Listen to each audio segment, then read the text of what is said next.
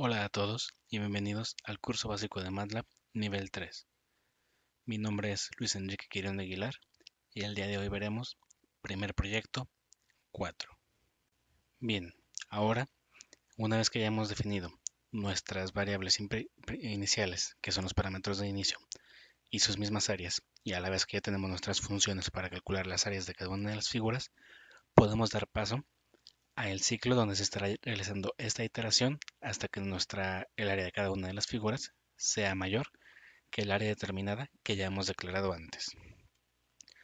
En este caso lo tenemos en 20, digamos que 50 solo por tener un valor más alto. Entonces, empezaremos trabajando con el área del triángulo, pero después estaremos haciendo algo más o menos parecido para, para el resto de nuestras áreas. Entonces, algo que podemos implementar aquí es el uso de valores al azar. Como ya hemos visto anteriormente, tenemos en MATLAB funciones como la función rand que nos estarán dando ciertos números de una manera aleatoria.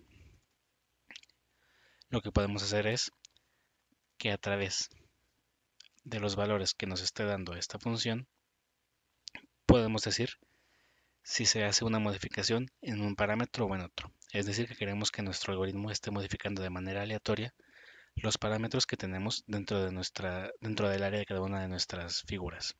Para esto, simplemente, eh, antes de llevar a cabo esta pequeña parte del código, solamente hay que notar que en la parte donde llamamos a nuestras funciones, seguimos utilizando las variables, los nombres de las variables que definimos en la misma función.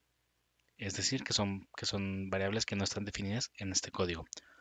Por lo que solamente para que no tengamos este error más adelante, llamaremos a los vectores como habíamos hecho en la parte inicial para que no haya un error aquí. Ahora, podemos empezar declararemos primero una variable, por así decirlo, muda. Es decir, eh, podemos decir que es la variable que fija el parámetro.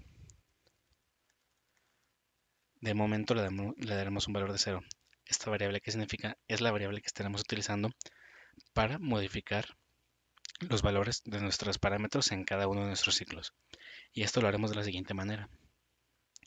Con la misma variable que ya hemos definido, variable fija, parámetro, que de hecho nos conviene algún nombre más corto, digamos variable fp, solo para no estar arrastrando el nombre, y utilizaremos la función rand. ¿Qué quiere decir esto?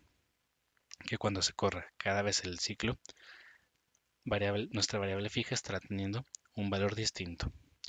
Y aquí es donde empezamos a utilizar nuestros comparadores y nuestras sentencias lógicas. ¿Qué es lo que haremos? Utilizaremos un if para modificar o no alguno de nuestros parámetros. Una manera de hacerlo será, digamos que vamos a llamar a nuestra variable fp que hemos declarado antes. Y como si no lo recuerdan de los anteriores videos, sabemos que la variable rand, que la función rand nos va a dar un número aleatorio entre 0 y 1. Podemos utilizar esto a nuestro favor, ya que podemos declarar, por ejemplo, que si nuestra variable fp, que está definida por el rand, es menor a un 0.5, alteraremos una parte concreta de nuestros parámetros. Por ejemplo, podemos decir que si nuestra variable es menor que 0.5, el primer elemento, es decir, la base, dentro de nuestro vector de los parámetros del triángulo, va a tener un valor diferente. En este caso, llamaremos primero a nuestro elemento original, ya que es el elemento que queremos modificar. Y aquí podríamos hacer algo como, por ejemplo, sumarle un número concreto, por decir un punto 5, y que se vayan sumando de punto 5 en punto 5 cada uno nuestro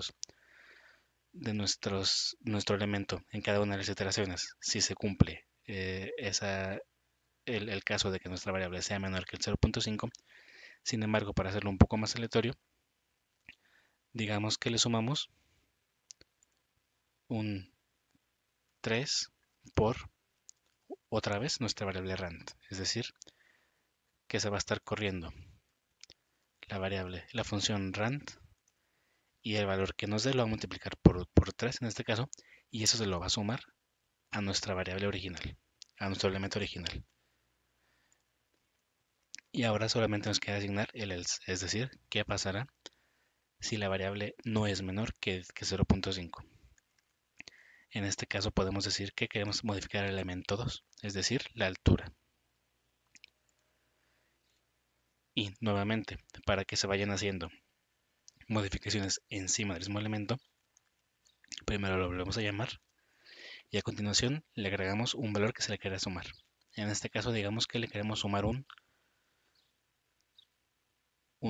4 por rand nuevamente para mantener esta aleatoriedad que tenemos.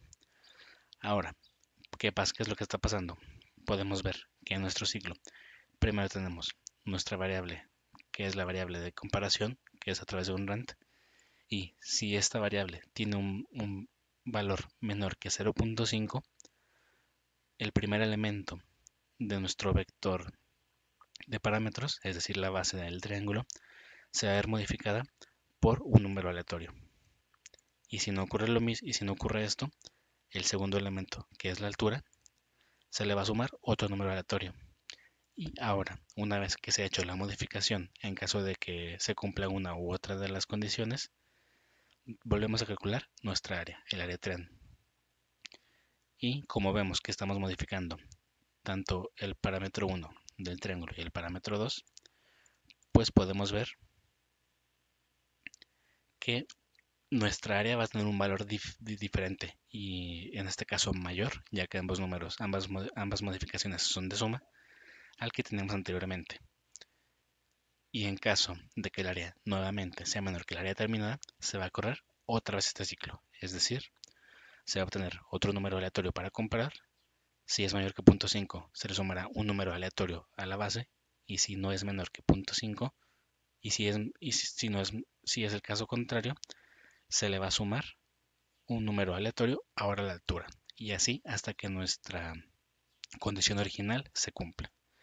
Ahora, otra cosa que podemos hacer solamente para tener una especie de análisis más extenso de lo que está ocurriendo en el código es agregar la variable ciclo triángulo. Le daremos un valor de 0. ¿Qué es esta variable? Cada vez que se corra una iteración de nuestro ciclo, vamos a decir que a la variable ciclo triángulo se le sume un 1. ¿Esto qué nos va a decir? Que al final, cuando termine el ciclo y tengamos un área del triángulo mayor que el área determinada anteriormente, además de que tendremos nuestro vector con el área, es decir, nuestra variable con el área final, también tendremos una variable donde tendremos la cantidad de veces que se llevó a cabo esta iteración para que esto se cumpliera. Y como podemos ver, esta estructura del ciclo nos sigue funcionando mejor dicho, nos funciona para los dos casos del mismo modo. Incluso en el caso del rectángulo, pues es prácticamente lo mismo. Es decir, que podemos tomar esta estructura que ya hicimos anteriormente y solamente irla modificando. ¿Qué son las modificaciones que haremos? Primero, como en el caso del triángulo, las variables que estamos llamando aquí son las de la función, más no las de nuestro código. ¿Qué tenemos que hacer? Las borraremos y las cambiaremos por las correctas, que son las que utilizamos al principio. Una primera cosa que notamos es la variable ciclo triángulo. En este caso sería ciclo rectángulo igual a ciclo rectángulo más 1. Sin embargo, no hay que olvidar que tenemos que declararla antes del código, antes del ciclo, para que no haya un error al momento de que la llame. Una vez que se estén corriendo las iteraciones, podemos utilizar la variable f del mismo modo, ya que al tener siempre valores aleatorios y al estarlos volviendo a llamar, volviendo a declarar a través de la función rand, pues realmente no nos afecta tanto el hecho de utilizar el mismo nombre. Solamente aquí tenemos que cambiar, en lugar de estar llamando al vector de parámetros de triángulo, llamamos al vector de parámetros del rectángulo. Hacemos esto nuevamente para el segundo caso, que es cuando nuestra variable aleatoria es mayor que 0.5. Y por último podemos modificar esta multiplicación. Podemos decir, por ejemplo, aquí un 1.5 por rand y aquí un 6. De este modo, como podemos ver, ya estamos haciendo prácticamente lo mismo. Sin embargo, solamente estamos modificando los elementos dentro de nuestro vector de parámetros del rectángulo. Y nuevamente tenemos la cantidad de veces que se lleva a cabo el ciclo. Se modifican los elementos de manera individual de nuestro vector y tenemos el área final. Ahora podemos repetir esto mismo para el caso de nuestro pentágono. En este caso podríamos, bueno, primero hacemos nuevamente nuestra variable ciclopent, que es la que almacena la cantidad de ciclos que se están llevando, y cambiamos esta variable, esta línea, por el ciclopent, que es donde se va donde almacenaremos esta información. Y ahora, en este caso, tenemos tres elementos definidos en nuestro vector de parámetros del pentágono. Aquí lo que podríamos hacer es tener un if con un else if y otro else, en donde segmentemos en tres partes los valores de nuestra variable fp. Esto para que pudiéramos modificar los tres elementos dentro de nuestro vector de parámetros. Sin embargo, si recordamos la declaración inicial de nuestro vector, este elemento del vector es el número de lados. Y como estamos trabajando siempre con un pentágono, no hay necesidad de modificarlo. En el caso de que estuviéramos con un caso hipotético de un polígono de n lados, en el que no tengamos el control de los lados de este polígono, podríamos ir haciendo modificaciones en esta variable. Sin embargo, en este caso, que siempre será un pentágono, pues solamente necesitamos estar modificando la segunda variable, que es la longitud de cada lado, y la apotema, que es el tercer elemento. Utilizamos la misma estructura, nuevamente, una variable fp, valor aleatorio, y si es menor que 0.5 se modifica un elemento, y si es mayor se modifica otro. Solamente en este caso tenemos que cambiar por penta, por el vector de variable de parámetros de penta, y en este caso tenemos que llamar al segundo elemento, ya que, como dijimos anteriormente, el primer elemento, que es el número de lados, no se tiene que ver modificado. Y aquí estaremos modificando nuestro segundo elemento, que es el de longitud de lado, y el tercero, apotema. Así, volviendo al código, nos vamos al segundo elemento, volvemos a modificar el segundo elemento, que es el mismo que estamos llamando. Hacemos lo mismo para el tercero y definimos unos parámetros para la manera en que se va a estar modificando de manera aleatoria. En este caso podríamos decir, por ejemplo, un 2.6 por el rand y tal vez un 4.7, simplemente para tener modificaciones distintas y que ya se vayan haciendo, que ya se vayan generando de manera automática estos cambios en las áreas. De nuevo, por último, podemos ver lo que ocurre en este ciclo es que declaramos la variable aleatoria, se somete a una comparación. Si se cumple un cierto parámetro, si se cumple una condición, se modifica un elemento de nuestro vector de parámetros, y si no se cumple, se modifica un elemento distinto. Asimismo, se almacena la cantidad de ciclos que estamos corriendo en la iteración y volvemos a tomar el elemento de nuestra área, que se va constantemente modificando. Entonces, como podemos ver, ya tenemos nuestros ciclos while para cada parte del elemento, ya tenemos nuestra restricción inicial, nuestra sección con declaración de variables iniciales, y lo último que nos queda ahora solamente es la parte de resultados, que es donde estaremos almacenando y estaremos tomando todos los elementos de las operaciones que ya se han hecho y simplemente se las daremos como una respuesta al usuario. Sin embargo, esta parte la realizaremos en el siguiente video.